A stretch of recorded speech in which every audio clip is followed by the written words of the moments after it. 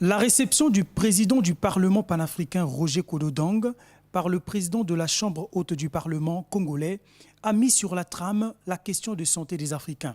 L'hôte de Pierre Ngolo est venu confirmer le choix de la République du Congo pour abriter à Brazzaville le sommet panafricain sur la lutte contre le VIH-Sida.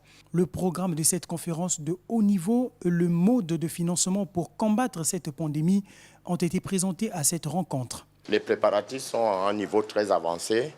La date a été retenue le 8 et le 9 juillet ici à Brazzaville. C'est une conférence très élargie puisqu'elle va regrouper tous les présidents de chambres d'Afrique, les ministres de la Santé et les ministres des Finances. Après l'échange avec le président du Sénat, Pierre Ngolo, le président du Parlement panafricain est allé présenter le même programme au président de l'Assemblée nationale, Isidore Mvouba. À cette séance de travail, il ressort que le Congo dispose des bonnes perspectives pour l'amélioration de son système sanitaire. S'agissant de cette conférence sur la lutte contre le VIH-Sida, le Parlement panafricain prend en charge 52%, le Congo 32% et le reste sera recherché auprès des partenaires financiers. Il s'agit du financement de la santé à l'horizon 2020.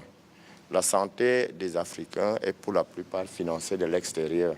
Et nous voulons trouver des sources de financement innovantes et pérennes pour que les Africains puissent se soigner. Vous savez très bien que la pandémie du siècle, le sida, affecte beaucoup le continent africain.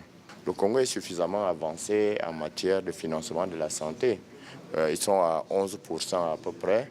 Or, le protocole d'Abuja demandait qu'il y ait 15% dédié à la santé. Député camerounais, Roger Kododong s'est dit satisfait de la détermination des autorités congolaises à réussir ce grand rendez-vous panafricain prévu en juillet 2019 à Brazzaville.